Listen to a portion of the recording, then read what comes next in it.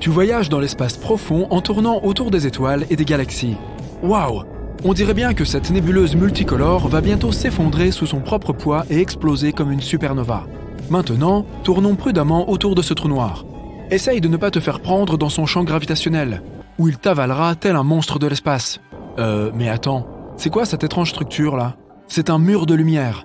Et si tu regardes bien, tu verras que chaque point lumineux est une galaxie entière. Ce mur compte environ 100 000 galaxies. La Voie lactée compte 100 milliards d'étoiles. Ce mur contient donc 1 billiard d'étoiles, soit 10 suivi de 15 zéros, qui sont semblables à notre Soleil. On appelle cette structure géante le mur du pôle Sud. Elle est située à environ 500 millions d'années-lumière de la Terre. En comparaison, l'étoile la plus proche de chez nous est Proxima Centauri, et elle se trouve à environ 4,2 années-lumière. Les fusées actuelles pourraient parcourir cette distance en environ 73 000 ans. Du coup, le voyage vers le mur du pôle Sud durerait probablement plus longtemps que notre système solaire lui-même. Ce mur est tout simplement gigantesque, même à l'échelle cosmique. Il fait environ 1,37 milliard d'années-lumière de long. Pour te donner une idée de la taille de ce mur, la Voie lactée ne fait que 100 000 années-lumière de large. Mais tu ne peux pas voir ce mur, même avec le plus puissant des télescopes. Le problème, c'est que la Voie lactée elle-même t'en cache la vue. Elle est si lumineuse que ce mur en est invisible. C'est comme quand tu essayes de regarder le ciel étoilé dans une métropole. La pollution lumineuse ne te permet pas de le faire. Les scientifiques ont pu détecter ce mur galactique en mesurant le décalage vers le rouge. Nous savons que tous les objets de l'univers sont en mouvement. Ils se sont écartés les uns des autres à la suite du Big Bang, qui s'est produit il y a des milliards d'années. Et lorsque les galaxies se déplacent, leurs ondes lumineuses changent légèrement. En mesurant ce changement, nous pouvons connaître la nature d'un objet et comment il se déplace. Et ce mur n'est même pas le plus grand de notre univers. Le plus grand, c'est le grand mur d'Hercule Couronne boréale. Une superstructure géante et plate d'environ 10 milliards d'années-lumière de large. Cela représente environ 10% de l'ensemble de l'univers observable. Et il s'agit aussi d'un mur, soit un amas de galaxies. Nous avons pu détecter cette structure géante grâce à des salves de rayons gamma. C'est l'événement électromagnétique le plus lumineux de tout l'univers. Tu pourrais même le voir depuis les confins de celui-ci. De telles salves sont un événement très rare. Dans la Voie lactée, par exemple, elles ne se produisent qu'une fois tous les quelques millions d'années. Si nous remarquons un grand nombre de salves de ce type en un court laps de temps et provenant du même endroit, cela signifie qu'on trouvera là de nombreuses structures semblables à la Voie lactée. Il y a énormément de galaxies dans l'univers. Une autre structure géante exceptionnelle est le Huge LQG, ou immense grand amas de quasars. Il fait environ 4 milliards d'années-lumière de diamètre. Il faut donc à un photon de lumière autant de temps pour aller d'un côté à l'autre de cette structure qu'il en a fallu à la Terre pour se développer de sa naissance à aujourd'hui. Et si tu mettais l'immense grand amas de quasars sur une balance, il serait 6,1 milliards de fois plus lourd que notre Soleil. Les scientifiques ont découvert qu'il y a au moins 73 quasars dans cette structure. Ils sont parmi les objets les plus extraordinaires de l'univers. Ce sont eux les noyaux actifs des galaxies. Au centre d'un quasar se trouve un trou noir supermassif. Ce géant dévore toute la matière qui l'entoure. L'immense force de gravité tord la matière autour du trou noir, formant un disque. Et ce disque est la source du rayonnement la plus puissante qui existe. Pour te faire une idée, le rayonnement d'un seul quasar est des dizaines ou des centaines de fois plus puissant que celui de toutes les étoiles de notre galaxie réunies. Grâce à ce rayonnement, nous pouvons détecter les quasars même à de très grandes distances. C'est pourquoi on les appelle aussi les balises de l'univers.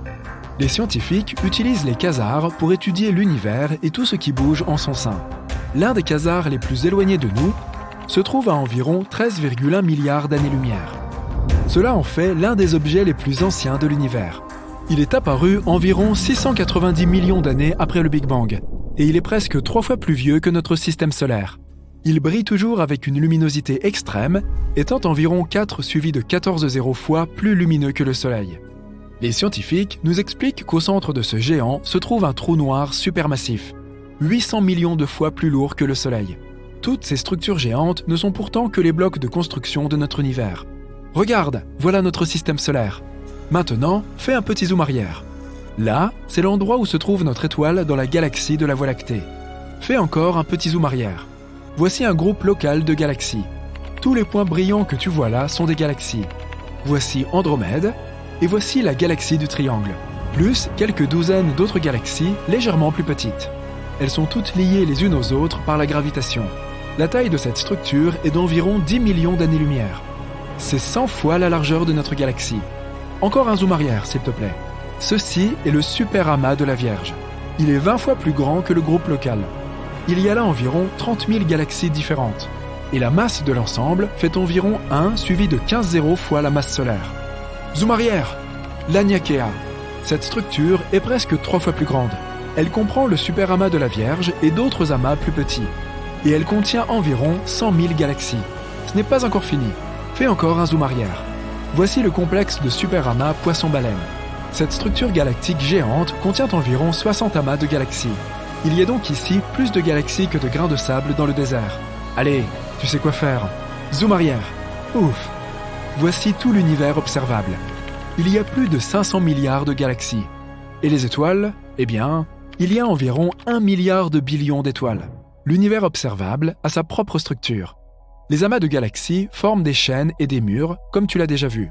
Mais ces chaînes sont séparées par d'énormes régions de néant absolu. Ces zones sont appelées des vides. Dans ces endroits, il n'y a pas de matière du tout. Il y a moins de molécules dans ces vides que dans une salle déserte. L'un de ces vides jouit d'une réputation très mystique. Il s'agit du vide de l'Éridan, ou point froid. Il est apparu ici seulement 380 000 ans après le Big Bang. Il fait presque 1 milliard d'années-lumière de large et pourrait contenir des centaines, voire des milliers de galaxies et des billions d'étoiles. Certains scientifiques pensent que ce point froid pourrait être le résultat de la plus grande collision jamais survenue. Une collision d'univers. Il existe une théorie selon laquelle notre univers est une sorte de bulle. Une énorme sphère contenant tous ces murs et toutes ces chaînes de galaxies. Imagine maintenant qu'il y ait un nombre infini de ces bulles. Il pourrait s'agir de mondes parallèles ou de différents univers. Il y a de nombreuses années, une bulle s'est approchée de la bulle de notre univers. Leurs parois se sont touchées et les deux univers se sont connectés pendant un moment, comme deux gouttes d'eau qui se rejoignent. Mais cet univers a continué à bouger. La zone où les bulles se rejoignaient est devenue de plus en plus fine jusqu'à ce que le lien soit rompu et que les deux bulles se détachent l'une de l'autre. À ce moment-là, le deuxième univers a arraché une partie de la matière de notre bulle. Toutes ces galaxies qui remplissaient le vide de l'Éridan se sont retrouvées dans un univers parallèle. Des scientifiques ont avancé l'hypothèse que nous pourrions bien un jour rencontrer d'autres bulles. Mais voler jusqu'au mur supposé de notre univers prendrait une éternité. Et il faudrait encore plus de temps pour voler dans l'espace interuniversel. Nous devrons donc utiliser des portails ou des trous de verre. Voici comment cela fonctionne. Imagine une feuille de papier avec un point A d'un côté et un point B de l'autre. Au lieu de traverser toute la feuille de papier, nous plions simplement la feuille, de sorte que le point A se trouve juste au-dessus du point B. Il ne reste plus qu'à faire un petit trou et le voyage ne prend que quelques instants. Certains scientifiques pensent que de tels passages d'un univers à l'autre se trouvent à l'intérieur des trous noirs. Mais comment survivre si l'on tombe dans un trou noir? Il suffit d'en choisir un qui soit assez grand. Tout est une question de gravité. Imagine-toi en train de tomber vers un trou noir en ce moment même. Plus tu t'en approches, plus son effet est puissant. Il s'intensifie à chaque centimètre. À un moment donné, la force gravitationnelle qui affecte ta tête est beaucoup plus forte que celle qui affecte tes pieds. Puis tu te transformes en spaghetti. Miam! Mais si tu choisis un trou noir supermassif, comme ceux qui se trouvent au centre des galaxies, la force gravitationnelle augmente plus progressivement. Ils peuvent être des millions de fois plus lourds que le Soleil et beaucoup plus grands. Mais la force gravitationnelle sur ta tête et tes pieds sera presque égale et tu ne souffriras pas. Qui sait, peut-être que si tu réussis à survivre à une chute dans un trou noir aussi massif, tu te retrouveras dans un univers complètement différent où les lois de la physique n'ont plus rien à voir avec celles que nous connaissons. Mais pour l'instant, ce n'est qu'une théorie. Des sons étranges et inhabituels sortis de nulle part se répandent dans toute notre galaxie, se répétant constamment, et nous n'avons jamais rien entendu de tel auparavant. Les scientifiques l'ont découvert en 2020 et cela ne ressemblait à aucune des autres signatures énergétiques qu'ils avaient déjà étudiées. Des signaux radio clairs et puissants se produisent de temps à autre et disparaissent mystérieusement en l'espace d'une journée. Cela ne correspond au profil d'aucun corps spatial que nous connaissions. Le signal est un peu irritant et il disparaît de façon aléatoire. Lorsque les scientifiques ont essayé de faire correspondre le signal avec les observations d'autres télescopes, il avait disparu. Les étoiles de faible masse émettent parfois des ondes radio, mais pas ici car leur équivalence s'exprime surtout en rayons X. Les étoiles effondrées très denses comme les pulsars et les magnétars ne constituent pas non plus une explication possible. La solution la plus proche qu'ils aient trouvée est une classe mystérieuse d'objets que nous connaissons sous le nom de source radio du centre galactique, GCRT. Il s'agit d'une source radio qui brille et s'illumine rapidement. Elle se désintègre près du centre de notre galaxie et pourrait nous aider à percer les mystères de l'univers. Si tu avais une voiture volante capable d'accélérer à la vitesse de 95 km/h, tu n'aurais besoin que d'1 heure pour aller dans l'espace. La Lune est un peu plus loin, 400 000 km, soit environ 10 fois la circonférence de notre planète. Cela signifie qu'un voyage sur la Lune reviendrait à faire le tour du globe 10 fois de suite, ce qui prendrait moins de 6 mois. Un voyage vers Pluton prendrait plus de 800 ans. Proxima b est la voisine semblable à la Terre la plus proche que nous ayons. C'est un petit monde rocheux qui tourne autour de l'étoile voisine la plus proche de notre Soleil. Elle tourne autour de la zone habitable de son astre, une zone suffisamment éloignée de toute autre étoile pour que les conditions y soient modérées. Ni trop froide, ni trop chaude, et pour que l'eau liquide puisse exister, du moins hypothétiquement. Si tu essayais de te rendre sur Proxima b à une vitesse de 40 200 km/h, ce qui est la vitesse des fusées lunaires Apollo, il te faudrait plus de 112 000 ans pour y arriver, et tu ne pourras peut-être pas respirer là-bas. Personne ne sait si Proxima b possède une atmosphère. Les humains explorent l'univers en permanence, mais nous ne pouvons voir qu'environ 5% de la matière qui s'y trouve, et Albert Einstein a été le premier à réaliser que l'espace vide n'est pas vraiment vide. Tout ce que nous ne pouvons pas voir est en fait composé de matière invisible, aussi appelée matière noire, combinée à une chose appelée énergie noire. Si tu essayais de verser de l'eau dans l'espace, en dehors d'un vaisseau spatial bien sûr, elle se mettrait immédiatement à bouillir ou à s'évaporer. C'est parce qu'il n'y a pas d'air ni de pression atmosphérique dans l'espace. Lorsque la pression de l'air diminue, la température à laquelle tu dois normalement faire bouillir l'eau diminue également. Cela signifie que l'eau bout beaucoup plus vite au sommet d'une montagne qu'au niveau de la mer par exemple. Il n'y a pas de pression atmosphérique dans l'espace. L'eau pourrait donc bouillir à une température très basse. Les scientifiques pensent qu'il y a au moins 2 milliards de galaxies dans l'espace. Nous ne connaissons pas le nombre réel et nous ne le connaîtrons probablement jamais, mais ils ont essayé de le calculer par extrapolation en comptant le nombre de galaxies que nous pouvons voir dans une zone assez petite et restreinte du ciel. On pourrait croire que l'univers est parsemé d'étoiles et de quelques planètes ici et là, mais notre galaxie natale compte au moins 100 milliards de planètes. Si tu remplis un ballon d'hélium et que tu le lâches, tu remarqueras qu'il volera très haut. Il montera dans l'atmosphère, mais n'ira pas dans l'espace. Plus il monte, plus l'air de notre atmosphère se raréfie. Ton ballon s'élèvera jusqu'au point où l'atmosphère qui l'entoure a le même poids que l'hélium qu'il contient.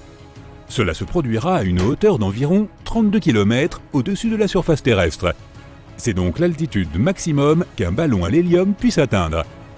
Nous ne savons pas vraiment quelle est la taille de l'univers, nous ne pouvons pas voir ses bords et nous ne savons même pas s'il a un bord. La technologie actuelle nous permet de voir à une distance d'environ 14 milliards d'années-lumière de notre planète. Cela signifie que nous pouvons voir environ 28 milliards d'années-lumière de diamètre, en commençant par la couche la plus externe de notre atmosphère, qui se termine à environ 960 km au-dessus de la surface de notre planète. Quoi qu'il en soit, la taille de l'univers change constamment et s'agrandit avec le temps. Mercure est la planète la plus proche du Soleil, si bien que la plupart des gens pensent que c'est aussi la planète la plus chaude. Pourtant, c'est Vénus qui détient ce titre. C'est la deuxième planète la plus proche de notre étoile centrale, environ 30 millions de kilomètres plus loin du Soleil que Mercure. Mais Mercure n'a pas d'atmosphère. Or, cette dernière agit comme une sorte de couverture chauffante qui aide à maintenir la chaleur provenant du Soleil. Vénus a une atmosphère étonnamment épaisse, environ 100 fois plus épaisse que celle de la Terre. Son atmosphère ne laisse pas sortir la chaleur, elle la conserve et rend Vénus de plus en plus chaude. De plus, elle est principalement composée de dioxyde de carbone, qui laisse librement entrer l'énergie solaire. Mais il est moins transparent et perd donc moins les radiations à grande longueur d'onde émises par la surface chaude. La température moyenne y est d'environ 468 degrés Celsius, ce qui est assez chaud pour faire fondre l'étain. La température maximale sur sa voisine Mercure est de 427 degrés Celsius. Dans environ 2 milliards d'années ou plus, il fera bien trop chaud pour que la vie puisse exister sur notre précieuse planète. Au fil des centaines de millions d'années à venir, notre Soleil continuera à être de plus en plus chaud et brillant. Finalement, les températures seront si élevées que nos vastes océans seront évaporés. Comme ils produisent 70% de l'oxygène dont nous avons besoin pour survivre, il n'y aura pas de vie sans eux. Tout cela signifie que notre planète deviendra tout simplement un vaste désert, un peu comme les Mars aujourd'hui. Pluton, anciennement considéré comme une planète très éloignée, est aujourd'hui requalifié de planète naine à un plus petit diamètre que la largeur des États-Unis. La plus grande distance du Maine à la Californie du Nord est d'environ 4700 km, alors que le diamètre de Pluton n'est que de 2371 km. Pluton est très loin, mais le bord de notre système solaire est 1000 fois plus éloigné que cette planète naine. Et les astronomes ont trouvé de nombreux objets spatiaux en orbite autour de notre Soleil, bien plus loin que Pluton, tels que les objets de la ceinture de Kuiper et les objets transneptuniens. Il y a aussi le nuage de comète d'Oort qui se trouve à une demi-année-lumière de Pluton, également 1000 fois plus loin. Une étoile à neutrons est vraiment très lourde. Une cuillère à café remplie du matériau de cette étoile pèserait 6 milliards de tonnes. Les étoiles à neutrons sont issues d'énormes étoiles qui n'ont plus de carburant. L'étoile en déclin explose et son noyau se désagrège, mais à cause de la gravité, il forme une étoile à neutrons extrêmement dense. Ces étoiles ont généralement une masse allant jusqu'à 3 soleils, mais leur rayon est d'environ 10 km, ce qui en fait l'un des objets les plus denses de notre univers, du moins à notre connaissance. L'univers a une couleur et il s'agit d'une sorte de beige ou latte cosmique. Il a aussi sa propre odeur qui rappelle le steak grillé ou le métal chaud. Du moins, c'est ce qu'ont dit les astronautes qui ont flotté dans l'espace. Si tu veux construire une combinaison spatiale, prépare-toi à travailler très dur. Il faut 5000 heures pour en fabriquer une, et elle te coûtera $1 million. Une très bonne combinaison aura 11 couches de matériaux et pèsera environ 50 kg. Et il faut qu'elle soit confortable. Tu auras besoin de plus d'espace à l'intérieur, car tu grandis de 5 cm dans l'espace. Quand tu flottes dans l'espace, la gravité de la Terre n'a pas d'impact sur toi. C'est pourquoi les vertèbres de ta colonne vertébrale peuvent se dilater et se détendre un peu. Ce qui signifie que tu seras peut-être 3% plus grand. Pour une personne d'1,80 m, cela représente environ 5 cm supplémentaires. Ne t'inquiète pas, ce n'est pas permanent. Dès que tu redescendras sur Terre, tu retrouveras ta taille normale en quelques mois. L'espace n'est pas la meilleure option si tu veux avoir une conversation avec ton ami, car là-haut, le son ne se déplace pas du tout. Les molécules y sont si éloignées les unes des autres que les vibrations sonores ne peuvent pas les atteindre. Ce qui signifie qu'elles ne peuvent pas vibrer et donc que nous ne pouvons pas les entendre. Les films ont donc raison à ce sujet. Personne ne pourrait t'entendre crier dans l'espace. Nous vivons en quelque sorte à l'intérieur de notre Soleil. Le Soleil n'est pas seulement cette grosse boule de feu située à 150 millions de kilomètres de nous. Son atmosphère extérieure est bien plus grande. Elle s'étend bien au-delà de la surface que nous pouvons voir. L'orbite de notre planète traverse son atmosphère ténue. Les rafales de vent solaire qui créent les aurores australes et boréales en sont d'ailleurs la preuve. Cela signifie que, d'une certaine manière, nous vivons à l'intérieur du Soleil. Et pas seulement nous, mais d'autres planètes aussi, y compris la lointaine Neptune. L'héliosphère, qui est ce que nous appelons l'atmosphère solaire externe, s'étend sur environ 16 milliards de kilomètres.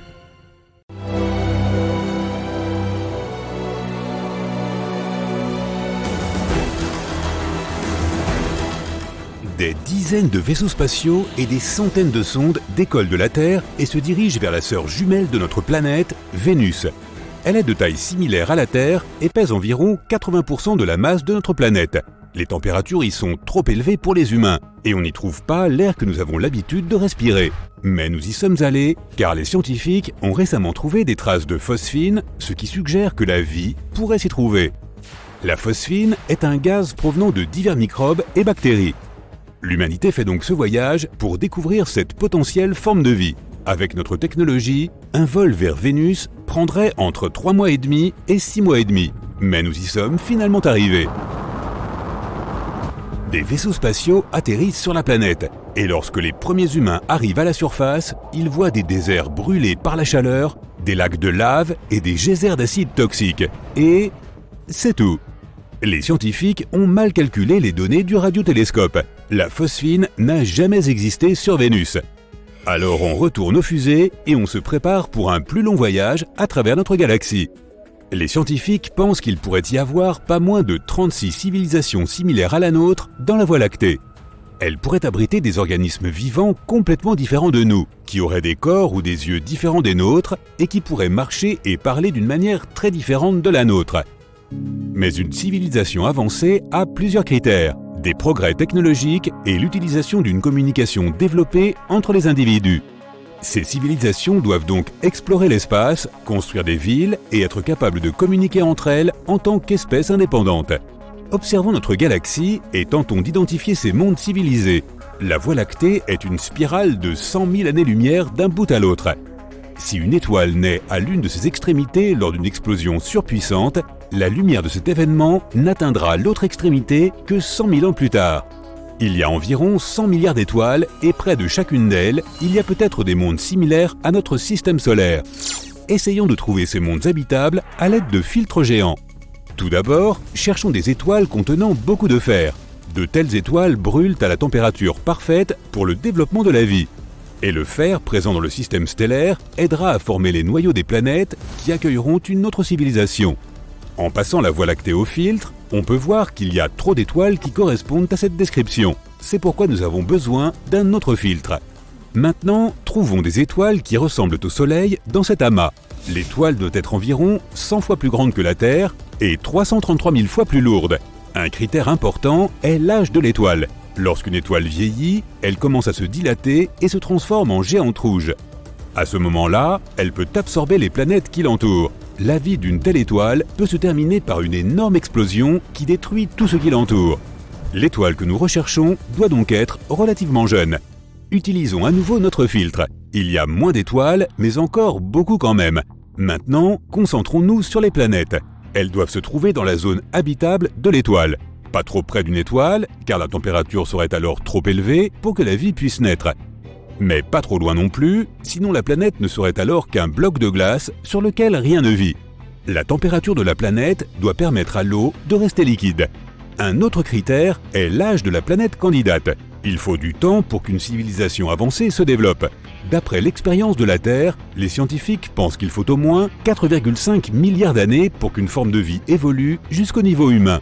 Nous recherchons donc des planètes similaires à la Terre ou plus anciennes. Nous utilisons notre filtre une dernière fois et voilà, nous avons 36 mondes où une civilisation avancée est possible.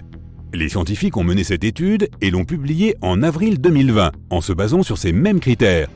Il ne reste plus qu'à découvrir ces civilisations et à établir le premier contact. Nous pouvons détecter une telle civilisation en analysant les ondes radio qui en proviennent. Supposons qu'il y ait une planète A sur laquelle se trouvent des organismes vivants primitifs. Des millions d'années d'évolution et ils deviendront une civilisation avec une technologie avancée. Les ondes radio seront leur moyen de communication. Ensuite, la planète entière émettra des ondes radio comme une étoile émet de la lumière. Et ici, sur Terre, nous pouvons capter ce signal avec des antennes pointées vers l'espace. Mais il y a un problème avec la distance entre les planètes. Mettons que la planète A se trouve à 1000 années-lumière de la Terre. Lorsque la planète A commence à émettre des ondes radio, ces signaux ne nous parviendront que 10 siècles plus tard. Nous avons appris à émettre et à recevoir des ondes radio en 1895. Et si la civilisation de la planète A a émis un signal radio au même moment, nous ne pourrons pas capter ce signal avant 2895. Il en sera de même sur la planète A. Nous avons envoyé un message sous forme de signal radio dans l'espace en 1974. Dans ce signal, nous avons encodé notre système de chiffres, l'ADN humain et des informations sur notre système solaire. S'il y a une civilisation avancée sur la planète A, elle ne pourra recevoir ce signal qu'en 2974. Et nous devrons attendre un autre millénaire pour obtenir une réponse de leur part. Un autre problème avec les ondes radio est qu'elles ne ressemblent pas à une lueur constante sur la planète, mais à une éruption. Les ondes radio ne sont utilisées qu'à un certain stade de la civilisation. Au début, c'est la principale méthode de communication, mais ensuite, nous commençons à utiliser les téléphones portables, la télévision par câble et la fibre optique. Et à mesure que la technologie progresse, la lumière des ondes radio commence à s'estomper. Il ne nous reste donc qu'environ 100 ans d'utilisation active de la radio par la civilisation pour la trouver. Un jour, nous avons capté un étrange signal radio d'origine inconnue. Ses caractéristiques suggéraient que ce signal avait été créé artificiellement, peut-être par une civilisation de l'espace ou un vaisseau spatial de passage. D'autres recherches sur ce signal n'ont donné aucun résultat, ce qui a donné lieu à de nombreux débats et théories sur ce qu'il était vraiment. Il aurait pu s'agir d'un signal provenant de la Terre et réfléchi par un satellite volant dans le ciel. Ou cela aurait pu être les traces d'une comète située à quelques années-lumière. Mais supposons que c'était une civilisation de l'espace, l'une de ces 36 qui existent probablement. Maintenant, nous devons entrer en contact avec elle. Nous jetons donc nos bagages dans une fusée et partons en direction de la planète supposée. Nos fusées peuvent voler à 28 300 km/h. Cela signifie qu'une fusée pourrait traverser la largeur des États-Unis en seulement 8 minutes. Mais même si une civilisation avancée vivait près de notre étoile la plus proche, Proxima Centauri, il nous faudrait environ 73 000 ans pour y arriver. Et même à la vitesse de la lumière, cela prendrait 4,2 années. Nous devons donc d'abord résoudre le problème des voyages interstellaires. Nos scientifiques prévoient d'atteindre environ un quart de la vitesse de la lumière au moyen d'un laser. Un puissant rayon provenant de la Terre poussera une sonde microscopique dans la bonne direction. Cette sonde pourrait atteindre notre destination en 17 ans environ. Et dans 4 autres années, lorsque le signal qu'elle émettra atteindra la Terre, nous saurons s'il y a une civilisation avancée. Une autre possibilité pour voyager plus vite que la lumière est la métrique d'Alcubierre. Le vaisseau spatial devrait comprimer l'espace devant lui et l'étirer derrière sa queue. Nous pourrions alors atteindre n'importe quel point de l'univers en quelques secondes, littéralement. Mais un tel voyage reste un fantasme pour nous. Nous pouvons peut-être nous rendre dans différents coins de l'univers grâce à des trous de verre. Ce sont des raccourcis semblables à des tunnels. Mais il y a un problème. Ces trous de verre pourraient se trouver à l'intérieur de trous noirs. Ce sont les objets les plus mystérieux de l'univers. Ils sont si denses que même la lumière ne peut pas s'échapper de leur piège. Nos vaisseaux spatiaux ne supporteraient pas non plus la tension. Il existe aussi une théorie selon laquelle la Terre est unique car elle est née dans des circonstances totalement accidentelles. Il y a 4,5 milliards d'années, notre planète était un bloc de lave qui commençait à refroidir et à se solidifier. Mais sa tranquillité a été rompue par le passage d'un astéroïde de la taille d'une planète entière. La collision s'est produite à un angle tel que la Terre n'a pas été complètement détruite, mais une partie de l'astéroïde est restée dans notre orbite. Ce rocher lourd, près de notre planète, a stabilisé la rotation de la Terre, et l'interaction gravitationnelle avec le débris géant a provoqué le réchauffement de notre noyau. De plus, l'astéroïde a apporté beaucoup d'eau sur Terre. Une telle collision est extrêmement improbable, aussi improbable que de gagner à la loterie plusieurs fois de suite. À ce jour, nous n'avons aucune raison de croire que la vie dans l'espace existe, tout comme nous n'avons aucune raison de croire qu'il n'y a pas d'autres civilisations avancées dans l'univers.